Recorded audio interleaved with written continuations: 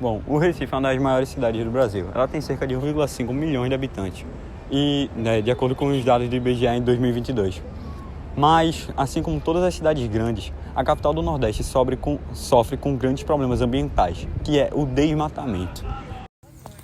Bom, o desmatamento em áreas verdes em Recife não é uma novidade, já que diversos monumentos e espaços públicos históricos da cidade foram construídos às custas das plantas da cidade. E isso não é uma novidade. O ambiente que se tornou Recife fazia parte da Mata Atlântica. Tanto é que esse desmatamento vem ocorrendo desde a colonização europeia. A umidade de ar tem sido muito afetada ultimamente em Recife.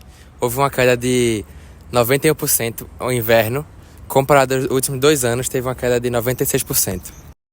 Com o passar do tempo, o desmatamento se tornou mais regular, mas não deixou de ser prejudicial, como foi o caso da construção do Castelinho de Boa Viagem, que derrubou uma grande quantidade de vegetação.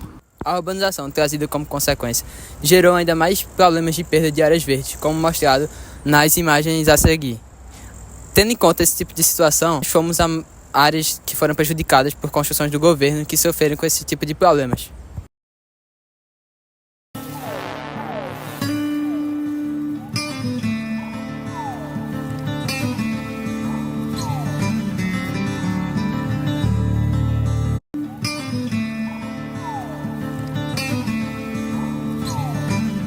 O Parque das Graças ele se tornou uma das atrações públicas mais populares que tem aqui na cidade do Recife.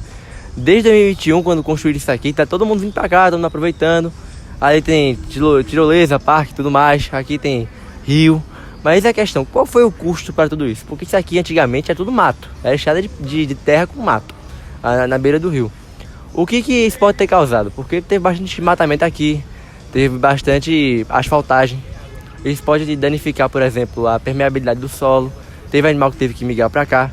Então, o que exatamente esse desmatamento conseguiu provocar aqui nessa área? É o que o nosso amigo biólogo pode tentar explicar. Bom, agora nós vamos entrevistar o biólogo Guilherme. Quais são os efeitos desse desmatamento nas plantas do local? Bom dia. Bom dia. Bom, primeiramente podemos citar justamente as plantas que estão sendo desmatadas, sejam árvores de grande porte nativas ou espécies invasoras, e seja também pelas plantas que usam essas árvores como sua moradia, digamos assim. Sejam plantas epífitas, são as plantas que vivem por cima das árvores, como conhecemos as orquídeas ou musgos, ou até plantas que usam elas como suporte para subir, como as plantas trepadeiras, que conhecemos como a jiboia, a costela de Adão e outras demais plantas que podem usar essa árvore como um meio de alcançar o seu ambiente adequado. Como os animais e outros seres vivos são afetados por esses problemas ambientais? Inicialmente, a gente pode colocar como principal ponto a perda do ambiente natural. Muitas espécies dependem de certas árvores para sua alimentação e para moradia, e com esse desmatamento acaba tendo essa perda de espécies. E com isso, espécies invasoras ou espécies que não deveriam estar naquele local acabam invadindo pela facilidade e falta de competição, já que o equilíbrio entre espécies diferentes poderia gerar algum tipo de competição e equilíbrio, gerando assim, com o desmatamento, um desequilíbrio naquele ambiente. Sejam animais clássicos, como a gente conhece como passarinhos, ou até animais pequenos, como borboletas e outros tipos de insetos. E citando outros seres vivos, excluindo as plantas e os animais, temos os fungos, que muitas vezes, por serem um tipo de ser vivo que necessita muito de um ambiente fechado para reprodução, com o ambiente aberto acaba que, nesse sentido, eles não têm uma reprodução tão acentuada e sua população acaba decaindo decorrente do desmatamento. O que pode ser feito pela população para reduzir os efeitos do desmatamento? Bom, uma ação direta é praticamente improvável, já que justamente um ambiente que foi degradado dificilmente um ambiente urbano que foi degradado dificilmente ele pode voltar a ser um ambiente natural de novo. O que pode acontecer?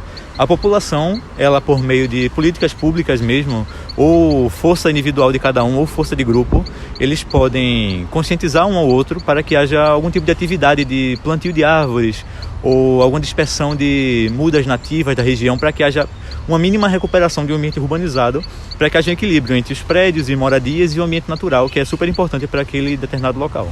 E o que pode ser feito pelos órgãos públicos para reduzir os efeitos do mesmo?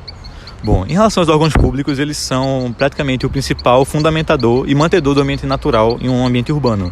Justamente porque quando há algum tipo de infraestrutura a ser construída ou algo do tipo, o governo é que retém o tipo de lei e o tipo de norma que vai ser seguido. Hoje em dia nós temos algumas normas onde certos estabelecimentos construídos têm que ter uma área verde, isso é por lei, mas infelizmente essa área verde não é bem definida.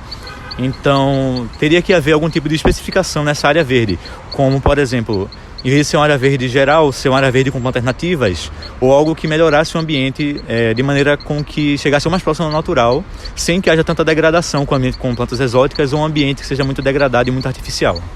Foi isso, Guilherme. Obrigada pela participação.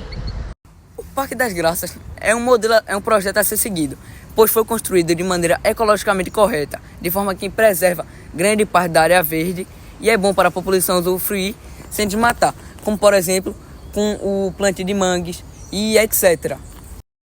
Tendo visto as palavras do especialista, pode-se tirar uma conclusão concreta de que esse tipo de desafio precisa de uma resposta urgente e efetiva.